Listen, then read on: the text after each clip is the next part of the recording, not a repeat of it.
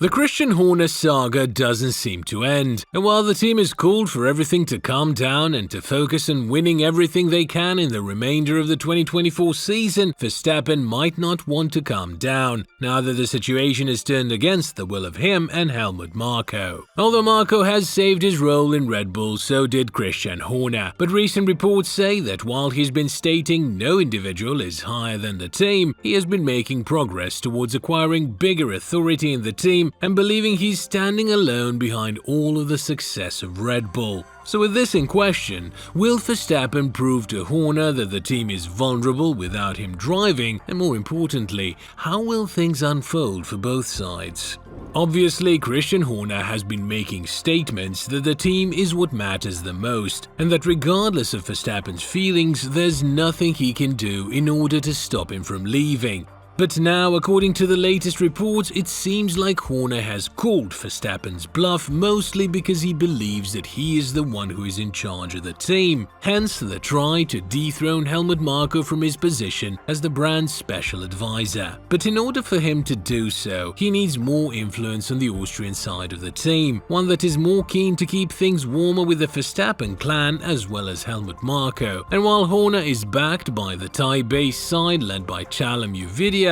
who owns 51% of the company, things might have changed a little bit after the last meeting in Dubai. According to recent reports, the Austrian and Thai side met in Dubai after the Jeddah GP, and the general belief is that Horner's support from the majority of stakeholders is not as big as he would have originally expected it. There have been statements from inside the team that Horner believes he's the sole creator of Red Bull's success, along with the engineers who are working tirelessly back in factories. Therefore, he wouldn't have a single issue in losing Max, because according to his belief, anybody could win races in that car and it would still be in a dominant manner. Definitely not as much as it is at this point. When talking about this matter to a further extent, an insider from Red Bull went on to anonymously say, Horner believes in all seriousness that he can win without Verstappen, Newey and Ford because he considers himself the architect of success. And there are many other scenarios that suggest Horner wants a bigger piece of the cake, regardless of whether he feels he deserves it or not. For example, when Red Bull had the contractual offer to partner up with Porsche, the German manufacturer wanted to be a stakeholder, not just engine partner, owning up to 50% of the team, and Horner has been the most vocal side to deny this requirement. Prior to that, after the passing of Dietrich Mateschitz, Horner tried to grab a bigger piece of the Austrian leadership and be more or less in command of everything that goes on back in Austria, something that has been swiftly denied by the Mateschitz clan, combined with the influence of Verstappen's, who have pledged loyalty to the 80-year-old Austrian and said that they won't be part of the team unless it's with Marko.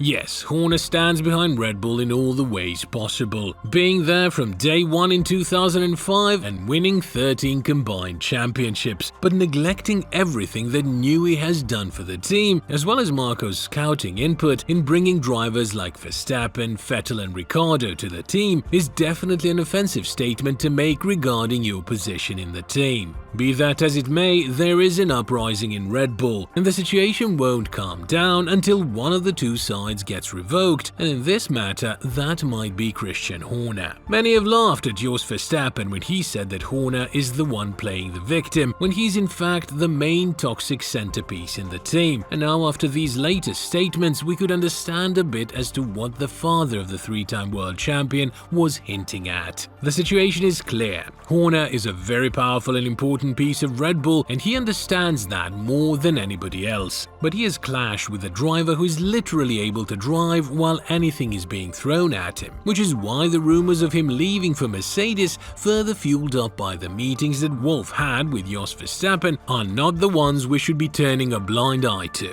And according to Verstappen, if the team wants to continue the way they have entered the 2024 season with 2 1-2 victories in a row and a very strong indication that they could win all of the 24 races if nothing strange happens with their car, the only way for them to do this is to bring peace in their inside race. rose, as the three-time world champion went on to elaborate. I always said what is most important is that we work together as a team and that everyone keeps the peace. And that's what we, I think, all agree on within the team. So hopefully from now on that is also fully the case. Everyone is trying to focus in the same direction. And I think the positive out of all of this is that it didn't hurt our performance, so it's a very strong team. I think also mentally, what you can see from not only the driver's side but also mechanics, engineers, everyone is there to do their job. And I think everyone, even when there is stuff going on or whatever, they just focus on their job as they should be. I think everyone knows that it's important to have peace in the team and just focus on the driving aspect and the performance aspect. So that's what we try to do as a team.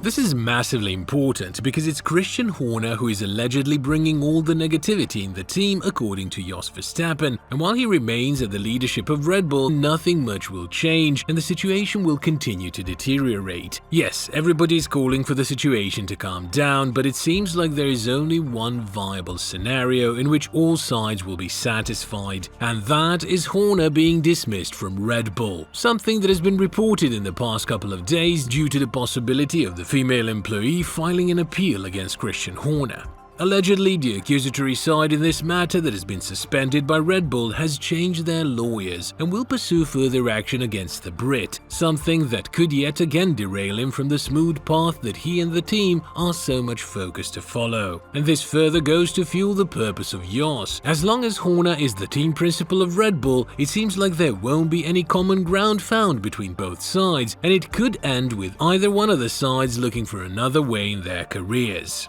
In this case, it does seem like Verstappen is allegedly taking the helm of the team and believes is bigger than Horner due to his extraordinary ability to drive a car. And when addressing this situation, Horner has cold-bloodedly talked about the possibility of having Verstappen out of Red Bull, adding, "It's like anything in life, you can't force somebody to be somewhere just because of a piece of paper. If somebody didn't want to be in this team, then we're not going to force somebody against their will to be here. That applies whether it is a machine operator or a designer or someone in one of the support functions that run through the business." Another shakeup for Red Bull is the fact that Ferrari do seem to be very persistent when it comes to luring Adrian Newey to their team from 2026 onwards. And although his expertise is unmatched and there are zero to few experts in the grid who could say they could take him on in a fair fight, the fact that the 2026 regulations are more based on the engine and not the aerodynamic performance of the car could really put Newey in quite an impractical situation in Red Bull. If we add the general belief that Christian Horner feels he's above Ford and everyone else involved with Red Bull, then you could easily understand that the working environment of Newey will resemble a lot the one he endured in McLaren, which is something that has driven him away from the Woking-based squad at that time. The current situation in Red Bull has a huge influence on what their future holds, mostly because they're about to enter a partnership with Ford, who could be badging their engines from 2026 onwards. And amid talks that the Detroit-based company is looking for a way out of this partnership, this has been denied by the CEO Jim Farley, who is looking forward to see what the future holds between these two companies. However, the partnership that Ford is entering with Red Bull varies massively compared to the one of Porsche, because Ford is not going to acquire stakes in Red Bull, which was the primary reason why the Austrian team didn't have nearly the same issues jumping into this partnership compared to Porsche.